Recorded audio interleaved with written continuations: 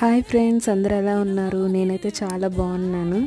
ఈరోజు నెల్లూరు స్టైల్ ఎర్రకారం దోశ ఎలా ప్రిపేర్ చేయాలో చూద్దాం. ఎర్రకారం ఎలా ప్రిపేర్ చేసుకోవాలో ఫస్ట్ ఒక మిక్సీ జార్ తీసుకొని 1 table spoon salt, 2 table spoons కారం వేసుకోండి. 2 ఎండుమిర్చి వేసి నేను 3 ఆనియన్స్ వేస్తున్నాను. 2 ఎండుమిర్చికి మీకు కారం సరిపోయేదాన్ని బట్టి చూసి వేసుకోండి, మరి కారం ఎక్కువ వేసుకోవద్దు. ఇది నెల్లూరులో చాలా స్పెషల్ ఎర్రకారం. నెల్లూరు వాళ్ళు బాగా చేస్తారు. నేనైతే ఇలా ప్రిపేర్ చేస్తాను. కొంతమంది వెల్లుల్లి కూడా వేస్తారు. ఇది మా స్టైల్ ఇలాగే ఉంటుంది.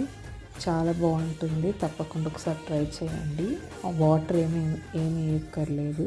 ఆనియన్లో ఉండే వాటరే సరిపోతుంది. చూసి తిప్పుకోండి, మరి మెత్తగా ఏం తిప్పుకోవద్దు. అంతే, రెడీ అయిపోతుంది.